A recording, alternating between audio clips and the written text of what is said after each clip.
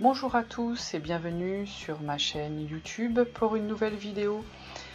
Aujourd'hui nous allons voir comment résiner une pièce polymère bombée avec de la résine UV et une pièce plate en polymère avec, pour la résiner avec de la résine UV. Donc cette résine je l'ai eue chez Résine Pro.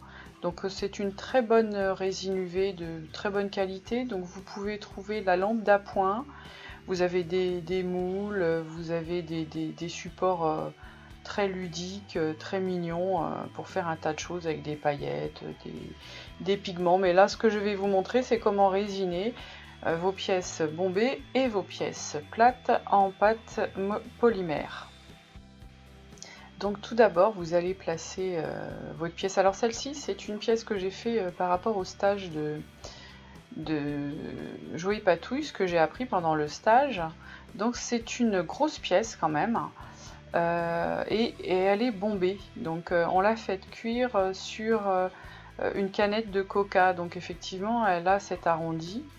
Et donc je trouvais que c'était plus joli de la résiner parce que ça donne de la profondeur à votre décor. La résine a ce pouvoir qui est très joli par rapport au vernis, c'est qu'elle donne de la profondeur à vos pièces.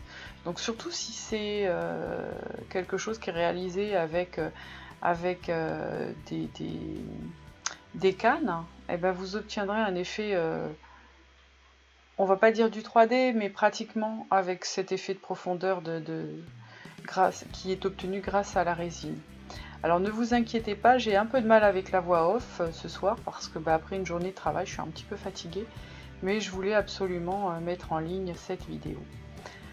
Donc voilà, donc là je suis en train de... Donc j'ai posé ma résine et comme je vous l'ai dit, elle est bombée. Donc effectivement, faites attention de ne pas en mettre trop parce que sinon vous allez avoir des coulures sur les côtés.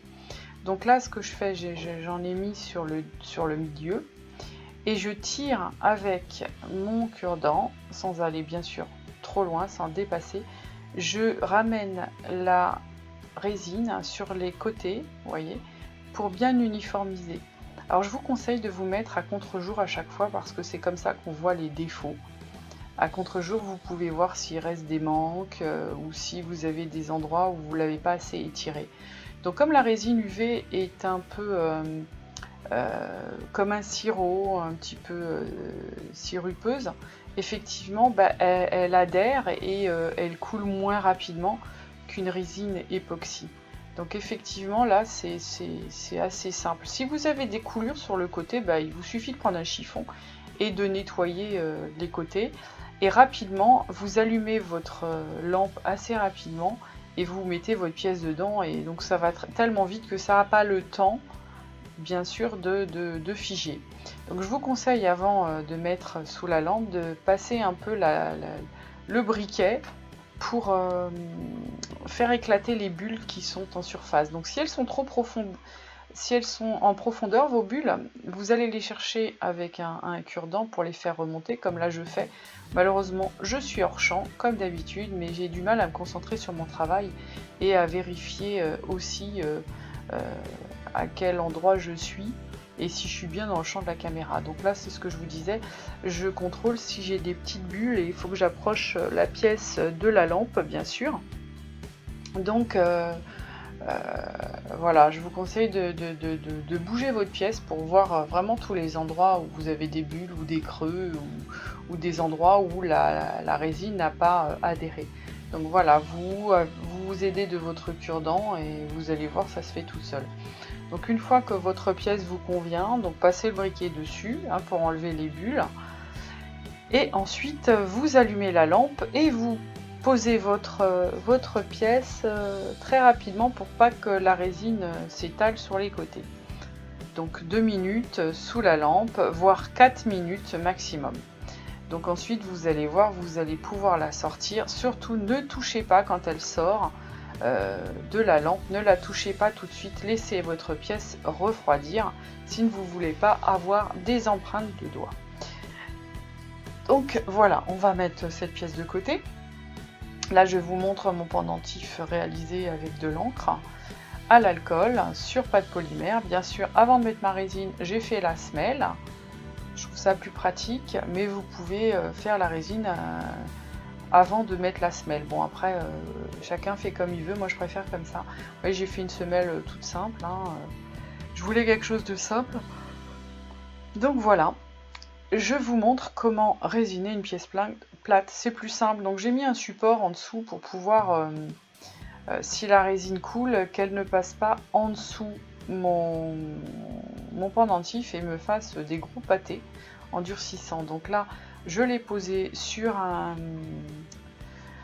emporte-pièce de la taille de mon pendentif. Voilà, vous voyez, c'est pratique. Et là, je pose ma résine. Donc je la mets toujours sur le centre. Je pose, quelle que soit la pièce, hein, je pose ma résine sur le centre et je vais tirer avec un cure-dent du centre jusque sur les côtés.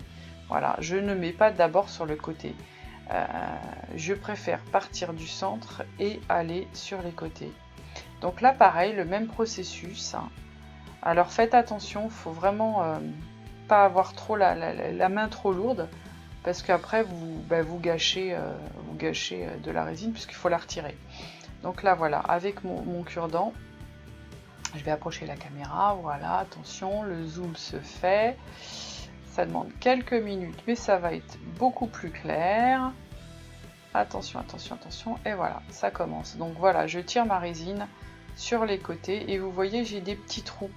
Donc il faut vraiment les combler. Il faut vraiment aller au plus près des bords, sans dépasser bien sûr, parce que sinon là votre résine effectivement elle va couler directement. C'est comme si vous traciez un chemin pour la résine et la résine va s'échapper par ce chemin.